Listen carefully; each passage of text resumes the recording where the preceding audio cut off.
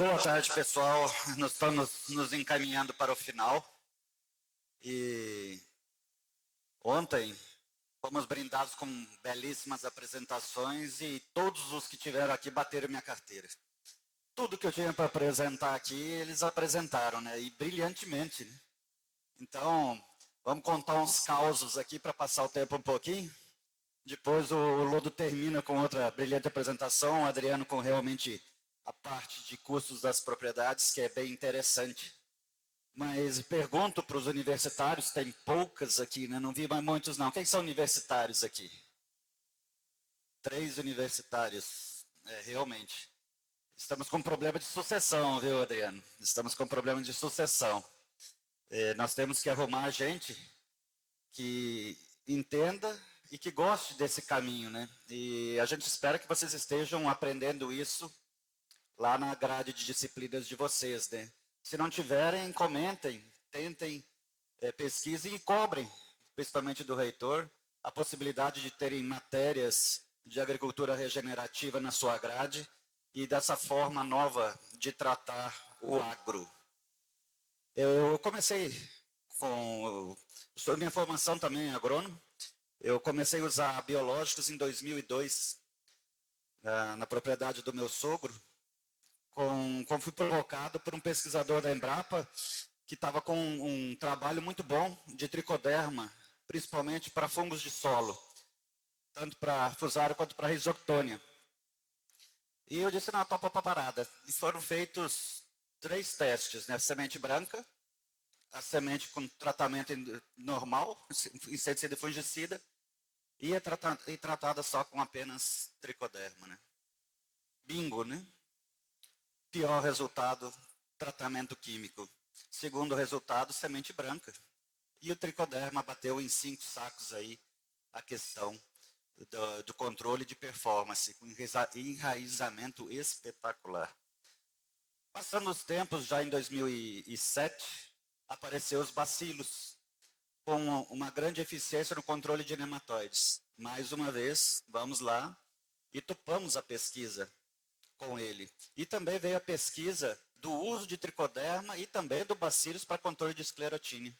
E era um problema muito sério na região. Naquela época, os materiais eram de uma arquitetura de muita folha, folhas largas, grandes, e que com a floração com uma capacidade de campo alta, esse fungo de solo detonava as lavouras, era um problema muito sério.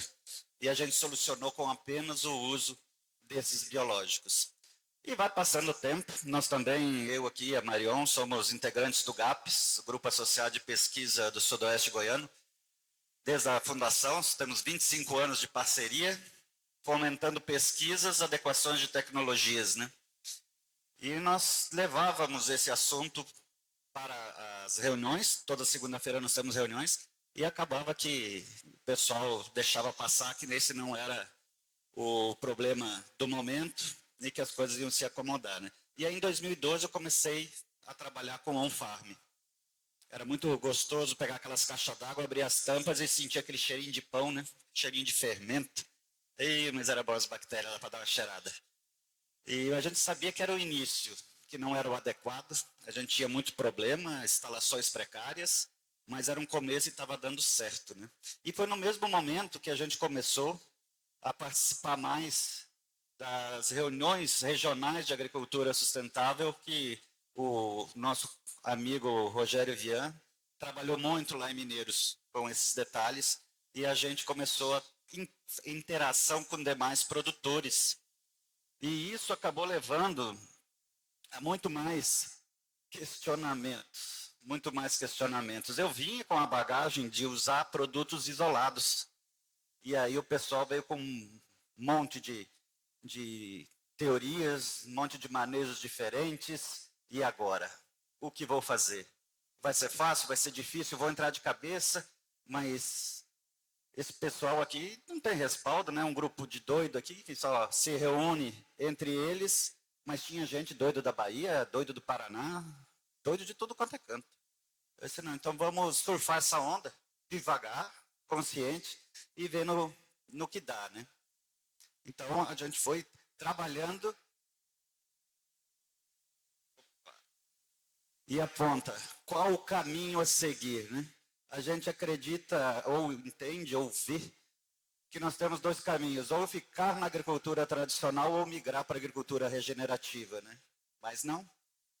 Aqui são N caminhos e são ofertados esses N caminhos para o produtor rural, para o seu pai, para sua mãe, pelos consultores que apresentam formas de agricultura regenerativa simples, e não são simples. Ontem, o Zecão foi muito feliz na colocação de que realmente o caminho para a agricultura regenerativa é muito mais complexo. Mas cada veia dessa estrada aqui, ela leva a um resultado para você atingir o caminho único. Esse é o ponto. Agora, para você conseguir atingir o caminho único e o caminho correto, você precisa ter informação de qualidade. Informação de qualidade. Hoje, a IA, a internet, é fácil de você pesquisar. E aí eu fui pesquisar e achei muito interessante. Achei uma plataforma muito interessante. Então, aí eu achei o meu amigo de infância aí, o amigo de muitas pessoas, né? E naquela época o Gás falava muito em remineralizadores, né? Eu fui direto na fonte buscar informação. Isso aqui é o Fred e trabalha numa mineradora de pedroque, né, Éder? Você conhece bem, garanto que metade dos seus slides foi copiado dele, viu? Eu acredito que sim. Então, vamos buscar informação na fonte mesmo, na fonte. E ali eu consegui contatos de vários dinossauros, né? Vocês viram bastante dinossauros? O Éder é um dinossauro, o Ratz é um dinossauro, cadê o Ivo, é um dinossauro? Tem mais dinossauro por aí. Tem o Zecão, é um dinossauro, está com cabelo ainda, mas é um dinossauro. Então são essas pessoas que levaram a vida. Vocês viram as histórias deles de desbravar, principalmente o Zecão desbravar aqui o Mato Grosso, e crescer com o conhecimento adquirido. Crescer com o conhecimento adquirido. Ninguém nasce sabendo e não vai morrer sabendo também não. Mas com certeza eles não se acomodam com a agricultura que eles aprenderam lá no banco de escola. Porque lá no banco de escola, com certeza, não foram ensinados dessa forma. Eu não fui ensinado, eu sou da geração glifosato. Eu sou da geração que eu saí da faculdade em dezembro de 93, era o pico do uso de glifosato. Todo mundo adorava usar glifosato. Agora é só passar uma vez e eu vou para a praia. Beleza. Então a gente nasceu na agricultura de produtos, Então como a gente tentar entrar nessa agricultura de processos? Porque a agricultura de produtos, você vê uma lagarta, você pega lá um piretroide, aplica e ela tomba. Isso é agricultura de produtos. Você só trata a consequência, você não trata a causa. É isso que a agricultura regenerativa traz para todo mundo. Tratar a causa. Tratar a consequência é fácil. Estou com dor de cabeça, vou tomar um analgésico. O que está me dando dor de cabeça? É simples, né? Então, vamos buscar as origens, vamos voltar às origens e entender melhor. E nada melhor do que nosso bem maior. Todos falaram unanimemente aqui, com unanimidade, que nós temos que fazer a revitalização do solo. Nós temos que revitalizar o solo, que é o princípio de tudo. Não adianta a gente embarcar na agricultura regenerativa se não olhar, pelo menos, principalmente para esse pilar, o de revitalização do solo. E como fazê-lo, né? Primeiramente, eu fiz uma imersão em 2018. Eu conheci com outro dinossauro, Paulo Borges, que não está mais presente aqui, sobre uma outra dinossauro americana, a doutora Elaine Igraham, microbiologista, e eu disse, eu vou cair de cabeça e vou entrar nesse mundo invisível. Eu vou entrar no mundo invisível, e a gente está rodeado de mundo invisível aqui, mas o mundo invisível é do solo. Então nós temos que entender a cadeia alimentar do solo, essa teia maravilhosa para disponibilizar os nossos nutrientes para as plantas e harmonizar. Ontem foi colocado e eu vou colocar de novo. Nós não queremos erradicação de ninguém. Nós queremos conviver com tudo. E convivendo no equilíbrio, tudo é coexistente, tudo pode existir. E essa é a minha unidade na propriedade, onde a gente começou a usar o extrato em inundação e o chá em complementação foliar. E aqui está de novo o tatu-peba mais rápido do Cerrado, Ivo Frari. Mal e mal acabou, a Bom de Padre acabou de abrir o buraco, ele já estava lá dentro. E a professora Virgínia aqui também, outra que está chegando na nossa idade aí. Mas são pessoas dedicadas a entender o perfil do solo. Hoje, se você vai numa palestra de agricultura de precisão, lá vem a agricultura química. E vamos lá, cadê o adensamento da física? Cadê a parte de biologia que vai transformar isso? Então, é muito fácil você vender o que a calculadora consegue fazer. Matemática é exata. A agricultura não é exata. A agricultura não é exata. Então, aqui nós temos que entender, sim, vai para o laboratório, nós vamos ter números para entender da química, vamos ter números de adensamento, mas vamos ter número de seres, de organismos vivos dentro do sistema. E para isso, que nem o Zecão comentou ontem, antes de você pensar em entrar no manejo regenerativo, faça o manejo de plantas de cobertura e crie uma camada de excelência. De excelência. Eu conheci pó de rocha em 2012 e estou usando pó de rocha pela primeira vez esse ano. Eu falava assim para o pessoal, disse, enquanto não tiver alguém que fale para mim de física, química e biologia ao mesmo tempo, eu não vou usar pó de rocha. Eu nunca vi um produtor abrir uma área de cerrado, colocar pó de rocha e produzir o mesmo jeito do que produzir com os adubos solúveis. Então, vamos devagar, que o buraco é mais embaixo. Paciência. Ali.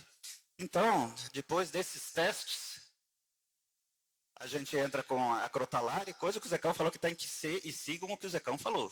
Sigam o que ele falou, esse é o ideal. Mas aqui, o porquê de a gente estar fazendo primeiramente análise, fazendo isso depois? Porque a gente tem que sobreviver economicamente na atividade. Está difícil, os custos estão altos, nós precisamos fazer safra, precisamos fazer safrinha. O Zecão começou lá atrás, ele foi um cara de muita visão. A gente não, então agora eu tenho que entender que eu tenho que pagar conta, mas eu tenho que começar. Então vamos começar procurando pessoas estudiosas, que entendem do assunto, e entender, sim, agora a parte que você tem a sua classificação de solo, você sabe a origem dele, você sabe qual o melhor pó de rocha que pode vir agregar a sua produção, e plantas de serviço, plantas de cobertura, essas fixadoras de nitrogênio. Na safrinha 24, a janela ficou curta e um pedaço eu não consegui plantar milho safrinha, e eu fiz crotalária. Na safra seguinte, a média da soja foi 86 sacas contra 73 do resto da fazenda, e milho 175 sacos contra 140. Então, entrega sim. É possível fazer, mas isso 20% da área. A questão é aquela ânsia que nós temos, aquela ânsia que nós somos colocados, e dos vendedores também, que colocam assim, não, você tem que comprar soja curta e compra essa que está acabando. Compra aquela semente de milho, senão tu vai ficar sem. E a gente não entende que nós temos que preparar o sistema.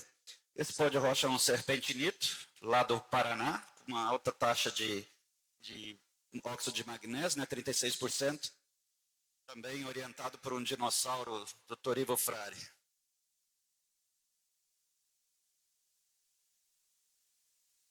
Bom, segundo ponto, já que entramos com a revitalização do solo, vamos começar com a adição de produtos biológicos ao manejo. Toda vez que você vai no dia de campo de semente, você olha um material lá, um material de lançamento, mas temos pouco material. Mas esse é um material para você colocar em alta fertilidade. Já escutou isso, né, Adriano? Alta fertilidade. Você já viu algum vendedor dizer que para botar o material dele na área mais ruim sua? Eu nunca ouvi. Mas ele fala assim, mas se o tempo tiver um pouquinho ruim, ele dá um pouquinho de mancha alfa.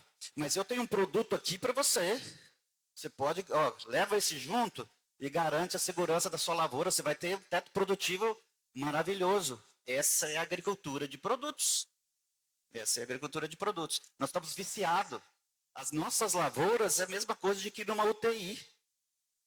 A planta está lá na cama. Opa, pelo amor de Deus, alguma coisa solúvel aqui para eu alimentar? Algum produto para me proteger aí que está vindo uma friagem ali, ó. Vou pegar uma gripe. Algum produto para me proteger. Lodo, como é que é o funcionamento do fungicida? Ele não quebra a serosidade da folha? Quebra a defesa natural da folha para proteger a planta. Ótimo, né? Vamos lá com os conceitos da agricultura comercial que nós temos hoje, da agricultura de produtos. Vamos à agricultura de processos. E aí você tem várias formas. Aqui alguns exemplos. Nós temos o Metarrhizium riley, que é a antiga Nomúria. Nós temos Bolvéria atacando, nós temos o Metarrhizio também pegando percevejo de solo. Nós temos N ferramentas, o BT para lagarta também. N ferramentas, nós temos indutores de resistência de plantas naturais. Nós temos produtos bons com carga de precursores de aminoácidos que levam à proteção natural da planta. E com o sistema mais adequado, após a inundação, principalmente da parte de cadeia alimentar, onde você começa a ver os fungos no solo, o sistema já está começando a mudar. E aí você tem, sim, a natureza trabalhando para proteger a própria natureza. Esse é o caminho. E o segundo, e esse aqui é um gargalo. Esse é um assunto bem complexo, foi colocado ontem, até no primeiro dia. O Hans colocou que a parte de genética, transgenia ou não transgenia, não foi comprovado ainda o malefício para o ser humano, né? Então, realmente, não tem. E com o mercado de hoje de biocombustíveis, você quer realmente produzir quantidade, porque eles querem extrair quantidade de biocombustíveis. Seja de milho, com etanol, seja de soja, com biodiesel. Com óleo para acrescentar ao biodiesel. Mas, na verdade, o que acontece? Aqui começa o problema do uso de excesso de produtos químicos e da genética, como ela foi avançando e como é que ela foi melhorada a partir dos tempos. Essa lâmina, ela quer dizer o seguinte, está ali a planta e está aqui o patógeno. E como é que ela faz naturalmente para se defender? Aqui ela pede socorro. Aqui ela pede um socorro para a biota do solo, para os amigos dela, para fazer simbioses. Ela solta exudatos radiculares que vão buscar interações biológicas, fungos que vão trabalhar para combater esse excesso de patógenos e conseguir protegê-las para que ela realmente sobreviva e consiga andar de forma melhor e que venha a produzir mais e mais dentro da propriedade, né? Então, esse é o grande gargalo, né? O TI, né? Vamos lá. E agora, um exemplo bem clássico. Essa é uma lâmina que a Virgínia queria colocar e eu pedi para mim colocar, apesar de que não sou professor, cientificamente ela falaria muito melhor do que eu, mas essa aqui é um exemplo de uma genética ancestral de trigo, e aqui é uma genética melhorada de trigo. Mas o que significa todos esses riscos? Todos esses riscos aqui são as relações tróficas entre a planta e os fungos e a biologia do nosso solo.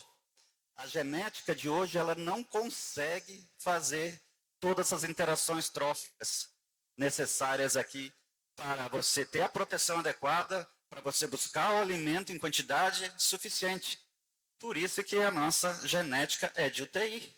Temos materiais altamente produtivos, mas se você não der nada solúvel para ele, não vão. E como que a gente vai trabalhar uma agricultura regenerativa pensando nesse conceito de vida ajudando vida, de você ter uma liberação imediata, se você tem uma genética que não sabe conversar com ninguém? Como nós vamos fazer isso? Então, é um grande gargalo. A gente quer realmente trabalhar com essa agricultura regenerativa, mas não são todos os materiais que vão poder ser usados. Ou seja, nós estamos num momento até um pouco pesado, mas é um momento de falência técnica. De falência técnica. Os produtos já não são mais eficientes, os produtos, nosso histórico de 6, 7 anos, é o background dos testes do GAPS, a eficiência, seja de herbicida, ou de inseticida e fungicida, são inferiores a 70%. A maior parte é inferior a 60%. E o preço é 100%, né? Como trabalhar com isso? A cada 15 dias você tem que ir lá dar uma paulada na soja. Isso é sustentável? Isso é aceitável? Mas é o que eu sei, né? O que eu fui induzido e o que eu conheci e é o que eu faço. E foi sustentável até o momento. Mas é o momento de falência técnica onde a gente tem que repensar os caminhos. E nós temos que repensar também a questão da genética. De nós não só pensarmos em produtividade. As sojas estão perdendo teor de óleo, estão perdendo teor de proteína. Nós temos que trabalhar realmente a qualidade desses grãos para a gente melhorar a alimentação de todos. E, no mais, a parte é isso aí, a sustentável, isso foi... esse slide passou, acho que não sei se foi no 6º ou no 7º encontro, lá em Mineiros, e já se falava em produzir alimentos de forma limpa, menor utilização de químicos, adição de biológicos e a proteção dos nossos solos. Hoje, a proteção dos nossos solos vai lá em cima. É o primeiro ponto, né? Eu gosto muito desse slide aqui, eu consegui esse print de um caderninho do Clube dos Amigos da Terra lá de Rio Verde, abril de 1995. Flávio Faedo. Alguns conhecem ele aqui, um grande defensor dessas práticas. E ali, ó, está somente de passagem nessa terra. Não somos donos, mas usuários do solo, né? A responsabilidade das futuras gerações, certo? Então, aqui já se falava em sustentabilidade. Aí tem o Andreas Peters, também lá de Rio Verde, um holandês, que também foi um dos primeiros a praticar o plantio direto, né? Está aqui o maior patrimônio da humanidade, que é a terra. Tome e preserve. Está em condições melhores que eu encontrei. Aí eu disse, mas todo mundo virou filósofo, eu vou filosofar também. Aí em 2019, né, sustentabilidade sempre foi uma pauta do passado, é uma mudança de paradigma lá em 19, agora em 25, no presente, e é um desafio para o futuro. E finalizando, você não precisa ser um visionário, apenas pense sempre no futuro. Essa frase do Leandro Carnal é muito importante para nós. Meu grande obrigado aí e tenham todos um bom evento e sejam no próximo.